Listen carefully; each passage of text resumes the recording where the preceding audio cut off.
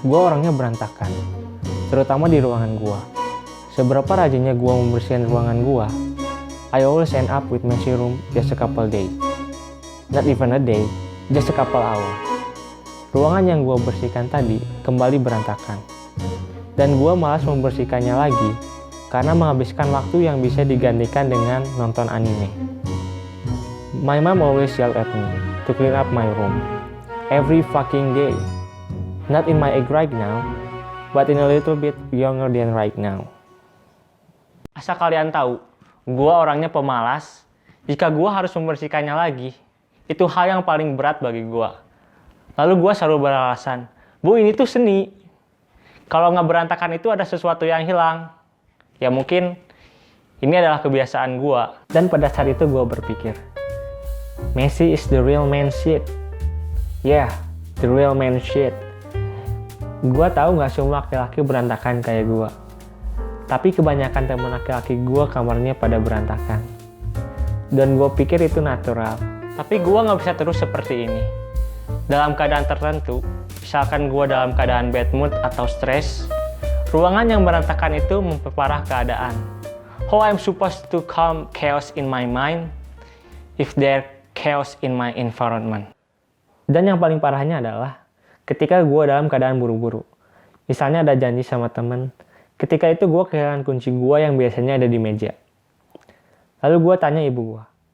Dia pun gak tahu, karena dalam keadaan buru-buru, gue jadi marah-marah tidak terkendali. Ketika itu terjadi, biasanya gue nyalahin ibu gue karena dia yang selalu beberes. I feel silly to blame myself, so I blame my mom. And then I realize it's very silly to blame my mom that have nothing to do with my stuff.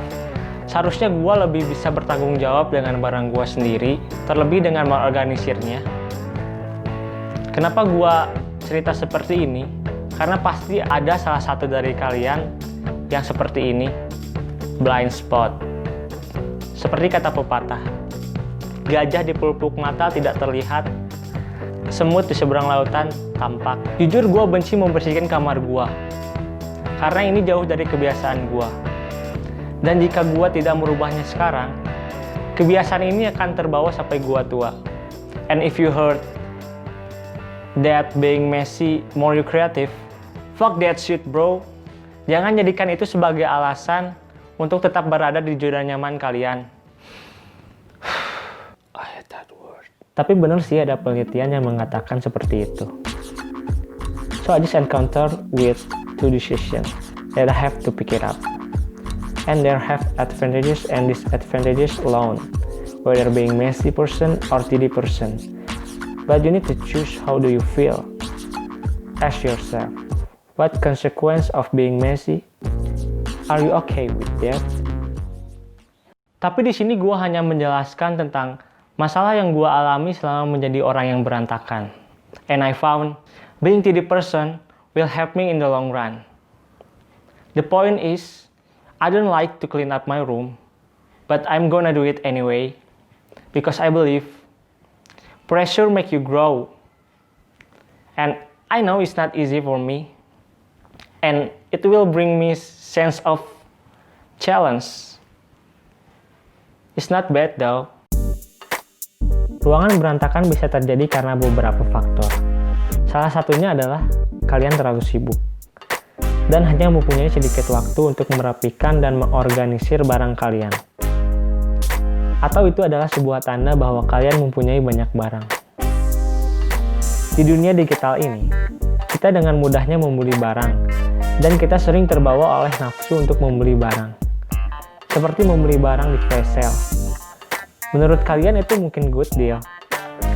Dan berpikir kalau barangnya jelek, ya udah nggak apa-apa, barangnya murah ini. Hey, you know what? Jika barangnya jelek, sebagian dari kalian pasti masih menyimpannya di rumah kan?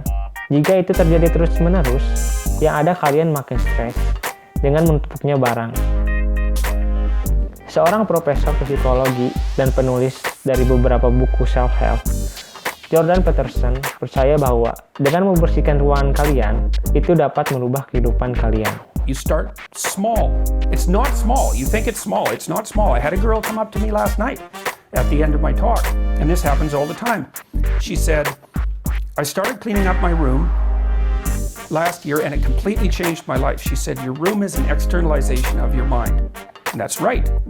That's exactly true. To the degree that you're in your room, the room is you. Now, that isn't how people think, but that's okay. It doesn't matter if they think that way. That's how it is. Ini sebenarnya sulit dipercaya. Bagaimana suatu hal yang simpel dapat menjadi fondasi penting untuk pertumbuhan pribadi. Dan Peterson berpendapat bahwa kalian perlu belajar mengatur diri kalian sendiri sebelum kalian dapat berharap untuk mengatur kehidupan kalian yang lebih luas, termasuk kehidupan kerja. Dia percaya bahwa kalian harus mengatur sudut kecil dunia kalian sendiri sebelum kalian dapat mengatur dunia. In my previous video, gue melakukan decluttering pakaian untuk mengurangi decision fatigue dengan menggunakan Khmer Method. And then again, sekarang gue dihadapi dengan keadaan berantakan di ruangan gue karena banyak barang yang jarang digunakan selain pakaian. Jadi di video ini sama, gue bakalan menggunakan Khmer Method juga, tapi ada yang sedikit berbeda dengan decluttering yang sebelumnya. Di sini kalian harus membuat sistem untuk barang-barang kalian. Kalian harus membuat sistem. Jika kalian tidak melakukannya, ruangan kalian akan cepat kembali seperti sebelum membersihkannya. Dan barang kalian tidak akan pernah tetap terorganisir. Gue pakai kardus untuk barang-barang yang jarang dipakai. Kebanyakan bukan barang gue sih. Karena gue orangnya cheap person, gue lebih memanfaatkan barang yang ada daripada beli tempat penyimpanan barang. Gue pakai laci untuk aksesoris sehari-hari. Dan gue pakai laci kosong untuk menyimpan kertas-kertas gue. Untuk mensistemize barang kalian, itu tergantung kalian masing-masing. Gimana enaknya. Kalian bisa beli organizer atau penyimpanan barang, atau kayak gua manfaatkan yang ada seperti laci-laci atau kardus yang ada. Karena gua masih tinggal dengan orang tua, jadi gua harus mendiskusikan tentang bagaimana sistem yang gua gunakan, supaya ruangan gua tetap rapi dan membuat kesepakatan. My place, my rule, my responsible. Ketika kalian membuat sistem ini, barang kalian bakalan sesuai dengan tepatnya, dan kalian akan mengurangi waktu untuk bersih-bersih. Buatlah sebuah rutinitas yang akan membuat kegiatan bersih-bersih semakin mudah. Making your bed. If you snacking in your bedroom, clean it up after that. Take your mug or plate out. And if you clean up your room once a month, without your routine, you're living in a state of chaos. Dan terakhir, ada tips untuk kalian. Minimalisirlah permukaan yang ada di ruangan kalian. Ini sudah menjadi kebiasaan manusia. Jika kita melihat permukaan, kita akan menaruh sesuatu.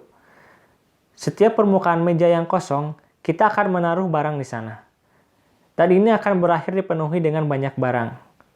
Dengan minimalisir area ini, kalian akan mengurangi berantakan di ruangan kalian, atau setidaknya barang itu berada di tempatnya masing-masing. Alright guys, I hope you learned something. And thank you so much. See you next time.